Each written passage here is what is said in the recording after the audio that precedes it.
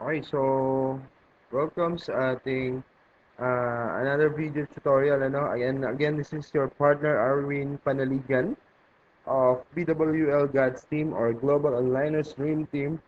And in this video, ituturo ko sa inyo yung simple step by step kung paano nga ba natin mai-register online yung ating mga downlines or yung ating mga new members. So first step is punta tayo sa ating official website, which is yung ph.wgroup.com.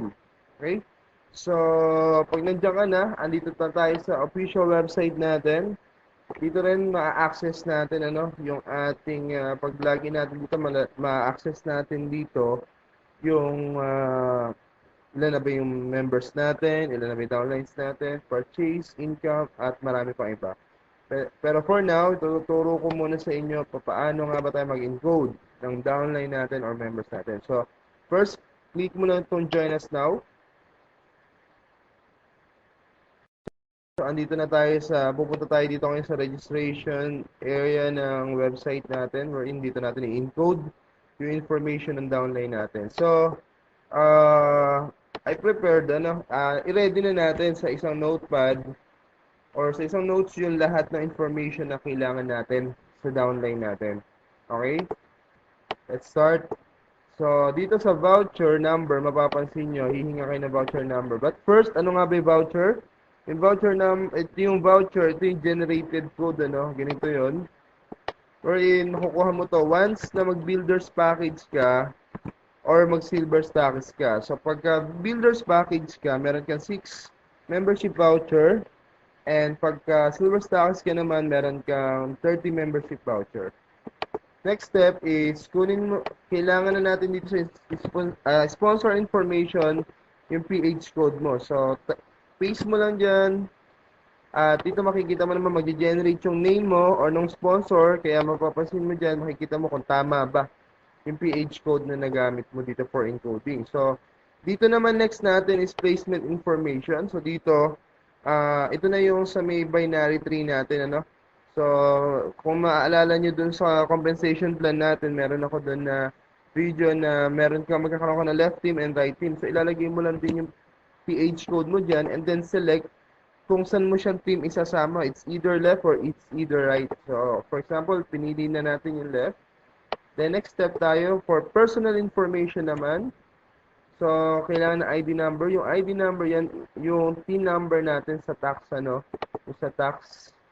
Sa mga wala pang PIN number, pwede naman tayong kumuha sa BIR, Sa BIR office. Then, paste mo lang. That is a 9-digit number. And then, dito meron tayong kumbaga notes na kailangan talaga natin tama yung TIN number na ilagay natin. Okay? And then, next is yung name na, pangalan na ng downline natin or ng member natin. So, first is last name muna. And the next is yung first name. So, yung ginagamit yung information dito, this is a sample information lang, Create ko to para dito sa video na to, para magkaroon tayo ng video tutorial. Okay, so, next naman natin is birthday. So, nakalagay dito sa January 1, 1980. So, lagay lang natin yan. 1, then January, then 1980. Alright. Then next is gender, male.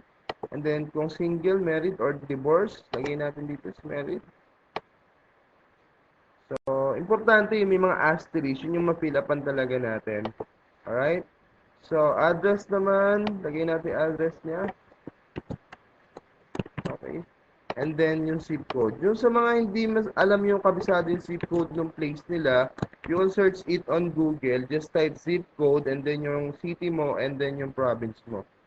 Okay? And then, dito sa country city, lagay din natin Cabanatuan. So, dahil hindi pa updated yung ating website, pwede mo na mailagay lang din kapag wala din ay Kabanatuan na lang muna or ano man yung lugar na malapit doon sa place mo or sa place ng downline mo. Okay?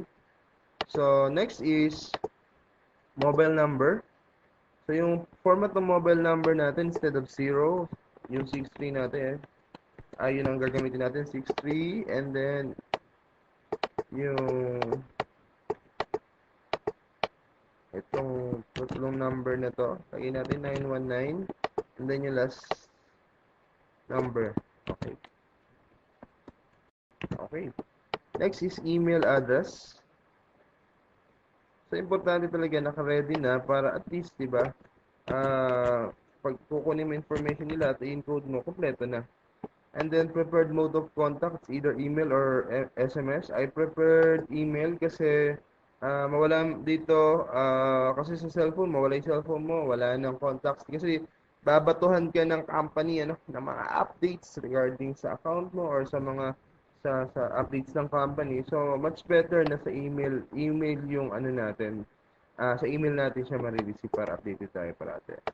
Spouse information, okay, especially kung member yung wife ng downline mo or yung spouse mo, lagay natin dyan. Okay, and then mobile number, pwede mobile number niya or mobile number mo din, pwede rin. Ganun lang din yung format.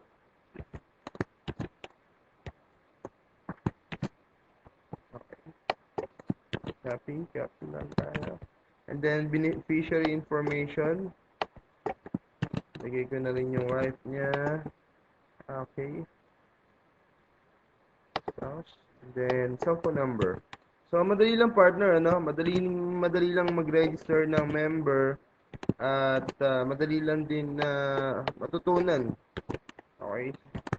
Just follow lang yung mga simple step-by-step natin. Then, after that, click mo na itong box na to and then click submit registration. So, madali lang, di ba? Kayang-kaya natin yan. So, next natin is to review, ano? To review, okay? And confirm natin kung tama ba yung lahat ng details na nalagay natin. Especially yung information ng sponsor, yung kung left ba siya or right, and then yung mga personal information ng downlines natin. Okay? Then, pag okay na sa inyo lahat yan, na-confirm mo na, click mo lang yung confirm dito. Then, mag-generate na siya ng password and PH code. Okay? So, ito yung ibibigay mo sa downline mo para dun sa PH code niya and then sa password niya. Anyway, yung password naman natin is pwedeng i-edit sa loob ng website natin. Later on, sa mga susunod na videos natin, tuturo ko rin kung paano yan.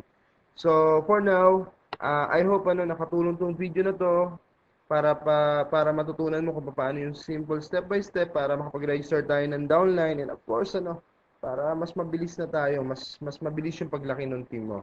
So again, thank you very much and this is your partner Arwin Panaligan of BWL God's Team or Global Online Stream Team. Thank you, God bless and good luck everyone.